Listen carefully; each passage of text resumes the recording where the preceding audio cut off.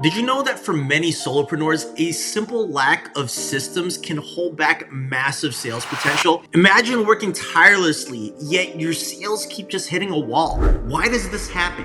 Is it poor follow-up? Is it overlooked leads? Is it something else entirely? Well, what if the solution to unlock consistent sales growth was as simple as implementing just the right structure? Well, in today's video, I'm going to dive into the reason why your sales might be stuck and how to systematize so that you can start turning things around. We'll uncover some common pitfalls, explore some ways to streamline your process, and show you how a few key changes can set you up for long-term success. So stick around because I want to teach you how to take control and finally break through the sales plateau. Tired of endless calls with zero results? Here is what turned it around for me. Look, I was feeling stuck. I kept trying to convert complete strangers into clients, but it just wasn't working. I'd do 10 sales calls and come up empty. No one was signing up. It was super frustrating for me early on, and it felt like I was just spinning my wheels. Then one day, one of my mentors gave me some really great advice that completely changed things up for me. He told me to focus on one problem using one traffic source, following one conversion method, and stick to it for 1 year. Now, at first, it sounded a little limiting, but I realized that this is exactly what I needed. And it gave me a very clear, focused path to actually solving this problem. This shift helped me simplify my sales process, and for the first time, I felt like I can create an actual system that worked. Now, the problem here was that my sales approach, it was just way too scattered. I was using multiple traffic sources, jumping between different methods, trying to convert strangers that didn't really know me yet. My process was all over the place, and it made it very hard to stay consistent and essentially impossible to delegate. Without a simple, streamlined approach, I was trying way too many things all at once and nothing was working for me. So the solution here was real simple. The real turning point was understanding the power of focus, of singular focus. Strong focus on what I want. When my mentor advised me to zero in on one problem and use one traffic source following one conversion method and commit to it for 1 year, it felt like a game changer to me. Now, by doing this, I was actually able to create a sales process that wasn't just effective, but also super scalable. And here's why it worked. Number one is because of clarity. By focusing on one specific problem, I wasn't trying to do everything for everyone. I could clearly define my message and show potential clients exactly how I can solve their unique problem. And with this clarity, it made it a heck of a lot easier to connect prospects with my offer. Two is consistency. Using a single traffic source and one conversion method kept everything streamlined. Instead of juggling multiple platforms and tactics, I can concentrate my efforts on just one platform, which led to a steady flow of qualified leads. Consistency, it builds familiarity and it builds trust, which was the key or is the key for helping me close more sales. Number three is mastery, which is committing to one single strategy for a year, which inevitably allows me to master it. I wasn't jumping around from one approach to another. I was refining and improving a single process until I knew it inside and out. And this made each sales call that I went on a heck of a lot smoother because just there's perfection in repetition. That's just the bottom line. And number four is scalability. Once I had a solid, straightforward process, delegating sales actually became really possible and easy. With things more streamlined, I knew exactly how to teach someone how to take over sales. And this ensured that quality and consistency would be maintained. I mean, let's be honest, it'll drop off slightly, but it'll still be maintained. So in short, focus on one problem, one traffic source, one conversion method, and simplify everything. It's not always about doing more, it's about doing less, but doing less better. Now, this approach not only improved my conversion rate, but it also gave me a repeatable, scalable system that I can easily hand off to other people. If you want my exact sales playbook, comment the words playbook and I'll send it over to you. Identify and eliminate bottlenecks in your sales process. Want to know why prospects are saying no? You're handling calls wrong. Here's how you can fix it. So check this out. After streamlining my sales process, I was starting to see more consistent results. But even with this focus, I started to realize I was still off. I was getting leads, I was having conversations, and I was following my scripts, but my close rate just wasn't where it needed to be.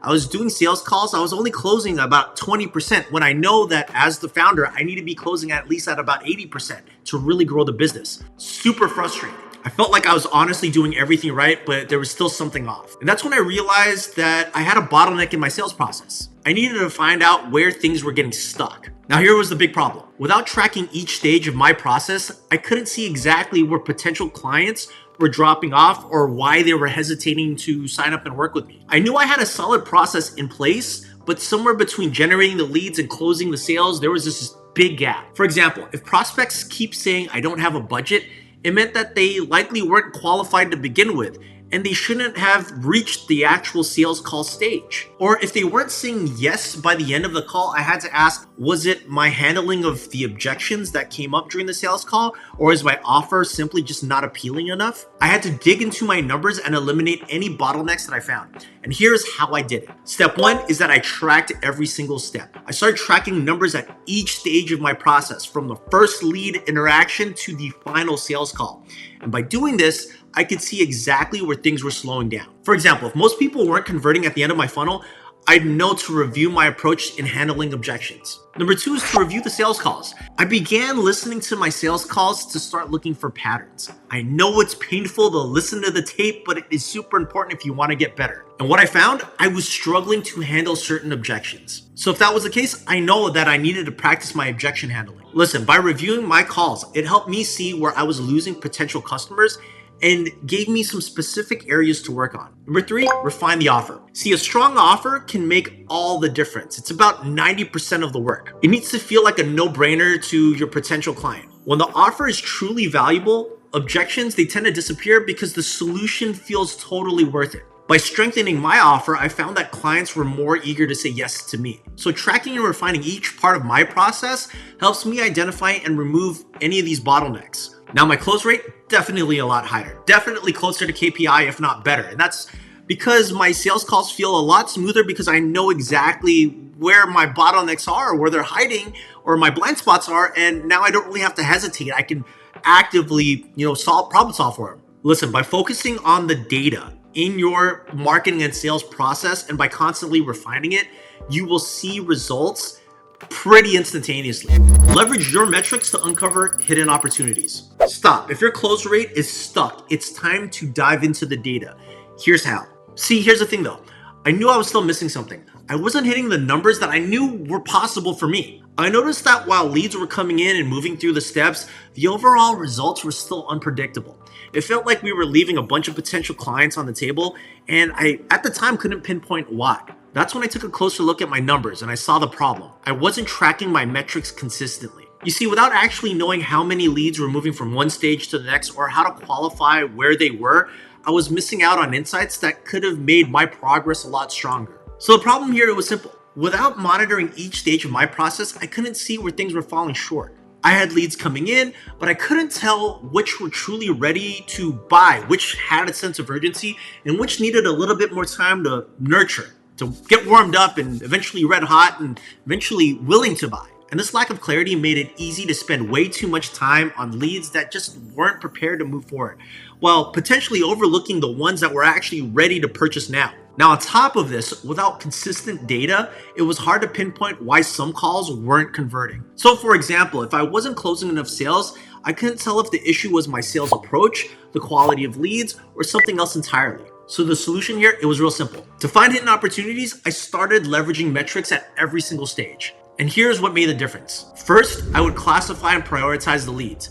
I'd start by categorizing the leads into now buyers and later buyers. Now buyers were ready to engage immediately, so I focused on connecting with them quickly to address any of their comments, concerns, or needs. I'd also make sure to engage in conversation as much as possible because I know that conversions happen in conversations. Now, later buyers, on the other hand, they went through a nurture sequence, or I put them into a nurture sequence where I could build rapport until they were finally ready to take some action. Next step is I would record and analyze each interaction. For every lead interaction, whether it be a triage call, a sales call, or a follow-up, I would record the outcome. This allowed me to see exactly which steps were working smoothly and which steps needed some work. Now, I would review this data every single week, and it would make it really easy for me at that point to identify some trends and show me where some small adjustments could make some big results. Speaking of reviewing, that's the next step, to review weekly to spot bottlenecks. See, each week I would review the numbers to see if I was meeting the targets that I had made in order to generate my sales goals.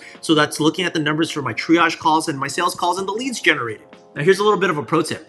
If you see a drop off at a metric, usually the problem is because of the previous step. That's really where the true issue is. Now, this weekly review, it allowed me to make some course corrections so that small problems don't become big ones. And by classifying leads and analyzing each interaction and regularly reviewing the performance, I gained some pretty clear visibility in terms of my sales process. Now, this approach, it helped me spot bottlenecks early and it helped me focus on qualifying the leads and continually moving them down the funnel so that I can make my process more efficient and effectively close more sales. Now, listen, this whole process, it sounds complicated, but it's all on a Google Sheet, and I'm happy to send you this Google Sheet so you can just take this and implement it for your business. So if you want access to this Google Sheet, type out the words metrics in the comment section and I'll send it over.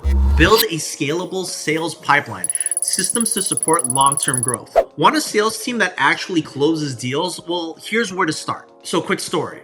I started seeing some improvement, but I knew that to grow my business sustainably, I eventually needed to remove myself from sales. So really early on, I tried handing off sales to one of my buddies. The problem here though is that I didn't have a clear sales process. So bottom line is it just backfired. See, without proper guidance or a streamlined system, anyone that you put into a sales role that you delegate sales to is going to struggle to close sales. And because of that, sales ends up becoming unpredictable. That's when I realized that in order to scale, I need a solid foundation, something that is replicatable, a consistent system that essentially I can plug in any new salesperson and they can follow the procedures and create just reliable results. Now, here's the big problem for most solopreneur founders. Scaling sales is often the last piece to delegate because without a solid sales system in place, handing off sales way too early can cause really crappy close rates or a drop in close percentage, and it'll disrupt your growth. Now, the main challenge is that many founders don't have a clear step-by-step process for their sales pipeline.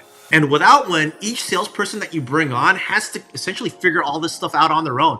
And that's just going to lead to inconsistent results. Now, to achieve long-term growth in your sales process and in your business in general, you need a scalable system that can support growing a sales team and create predictable results. So the solution, it's real simple. Build a scalable sales pipeline that starts with a solid foundation. And here's how to create a system that supports that long-term growth. Step one is to create a clear sales playbook. This starts by documenting your entire sales process inside of the playbook. This includes sales scripts, the step-by-step process for your sales journey, any guidelines that you may have that deals with objection handling. In general, having a structured sales playbook gives each new salesperson a reliable roadmap with instructions to follow, so this reduces any guesswork and it improves consistency. Step two is to simplify your funnel. To keep things manageable and effective, focus on a single streamlined sales funnel. Multiple funnels, it can get really confusing, especially for your salespeople, and that makes it very difficult to scale. Now, if you have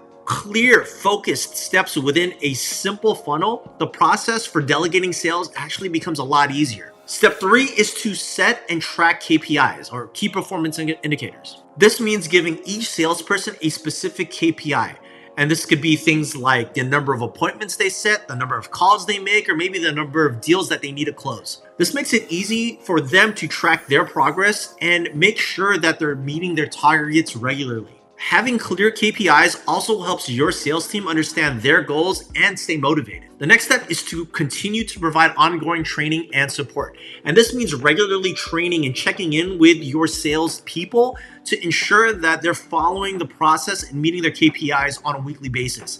This means also providing feedback and coaching them when they're struggling. And this also helps build up their confidence and, refine their skills so that they can be closing a lot more effectively. This continuous support is key to keeping teams aligned and constantly achieving the results that you're expecting them to hit. And by building a structured, scalable sales pipeline with a playbook and a streamlined funnel, With clear KPIs and ongoing training and coaching, you can confidently delegate sales and continue to grow the business without you being the bottleneck of sales. And the beautiful part about this is that this system will allow you, the founder, to actually step away from sales and not have to sacrifice the quality of these conversations, knowing that your team knows exactly what to do because they have the tools and the guidance that you've given them. Now, if you want to fast track your sales delegation process, I'm happy to give you my playbook. Type out the words playbook in the comment section. I'll send it over. Enhance customer retention through streamlined post-sales systems. You're not bad at sales. You just need a plan for what happens after the sale. And here's how. Now, at one point, when I was really hitting my stride and I was bringing in new clients regularly, almost daily, many of them weren't staying for very long. You see, they would work with me and my team for a couple months. We'd reach an initial goal and then they'd move on. We'd part ways as friends. And that's when I realized that if we wanted to grow sustainably, we couldn't just focus on only acquiring new clients. We needed a system to keep clients engaged and happy and coming back for more. So this means that the real next sale for these new clients starts as soon as they become clients in the first place, as soon as they say yes. So here's the big problem I've seen a lot of solopreneurs face, including myself. It's high churn, it's high client turnover. It's the common thing that you are going to encounter when growing a business. Clients come in, you achieve a short-term result or a short-term goal, and then they leave. Not only is this costly because you're constantly having to bring in new customers, but it's also time-consuming. And because of that, it creates unpredictable revenue. Now, the key to reducing churn and retaining clients lies in building and structuring a post-sales system. Without it, clients, they're going to feel disconnected or uncertain about what's going to happen next, leading them to move on to finding someone new as soon as you've reached your first big milestone. So here's a solution. To boost retention, we need to create a streamlined sales system that encourages clients to immediately say yes to their next problem and supports them throughout their entire journey as being, a business owner, a founder, or whatever they're going through in terms of their own development. And here's what that process looks like. First, retention begins with that first yes. You see, as soon as a client agrees to work with us, we focus on making them feel confident about their decision. And this is crucial because clients are most likely going to experience buyer's remorse right after they say yes. It's never when they pay, it's usually when they say yes. And by getting them excited and confident that they made the right choice right off the bat, it's going to start the relationship off on the right foot. Next step is to create a long-term success roadmap. You see, during my sales process, what we do, or what I like to do, is I like to map out what the future vision of success looks like for this client. We outline where they are now and where they could be over the next 30 days or 60 days or 90 days, but we expand that time horizon to what success looks like in the first year or maybe the first 3 years. This helps them see us as a long-term partner for future growth rather than just a short-term solution. The next step, step 3, is to dedicate a client success contact. You see, once a new client commits, I immediately connect them with someone on my team that is dedicated to their success. In this case, her name's Jean. See, Jean welcomes them with a friendly message and makes them feel super valued. You see, this early contact, it reassures them, and it also gives them a specific person to turn to if they have questions or concerns, which is not you. The next step is to have a comprehensive onboarding. So after they say yes, we schedule a kickoff call, which usually happens within the first week of them coming on board. And then we walk them through the actual onboarding process. We schedule a call that goes over specific goals and we lay out expectations, and we also introduce them to whoever they need to know that's part of my team. This gives our clients a clear view of what's next and reassures them that there is a solid plan in place to get them to their goal. Next step is to anticipate future challenges. So while solving their immediate needs, we also need to look ahead at their blind spots. By identifying future challenges early and addressing them as our touch points, we position ourselves as a solution to their upcoming problems, making it easier for them to stay with us as they continue to grow. Now, with a simple post-sales system, clients feel a heck of a lot more guided and valued and prepared for the next steps, which significantly improves retention. And by focusing on their journey from the moment they say yes and keeping them engaged throughout the entire onboarding process and into the first several weeks of working together, this builds trust, it fosters loyalty, and it creates a foundation for a long-term client. Now, if you want my playbook to a solid 6-week onboarding process, which is a really great process to have to really drive more customer retention, type out the words onboarding and I'll send it over to you. Hey, real quick, if you found some value in this video so far, I really appreciate it if you can hit that like button, subscribe button, bell icon, all that good stuff. Thank you so much in advance.